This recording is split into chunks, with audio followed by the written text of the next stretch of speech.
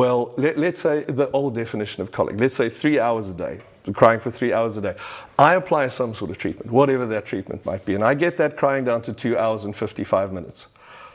I haven't won anything, I haven't changed anything. All I've done is my definition on my piece of paper, I've been able to tick the box. I've done nothing for the parent.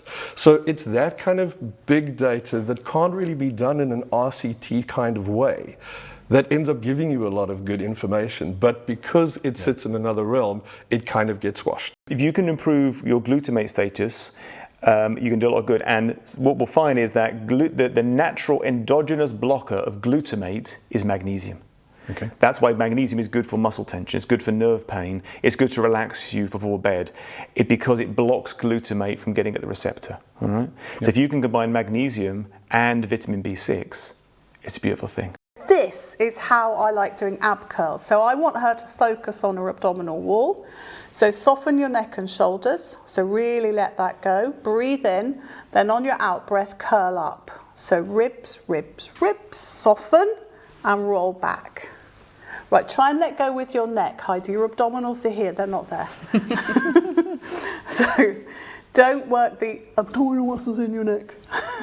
Okay, and then drop back. Now let go here, because you're really grippy. I'm not doing that deliberately. I know, everybody does that. So they go with the hip flexors, and you're not even moving your legs.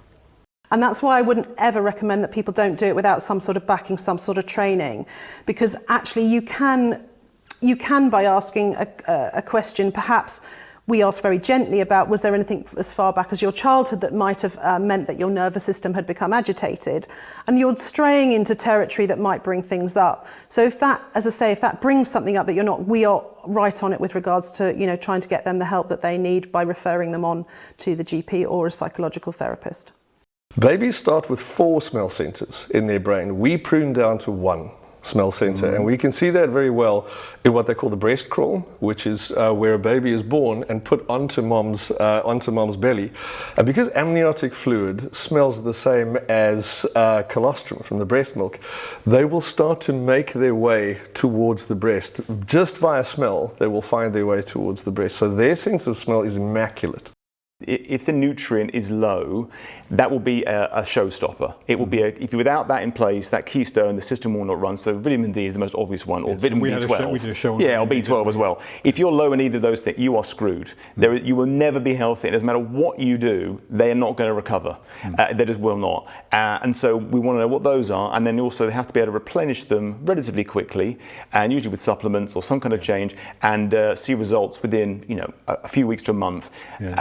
And they're the bits we're interested in. If you do that, because the whole point, the patient has come in with something neuromechanical, I want my treatment to work, I have a whole lot of people where it works, just doing chiropractic and manipulation of soft tissue and stuff and cranial works. And there's a whole group that the results tend to dwindle down, and a chunk of those is because of nutritional stuff.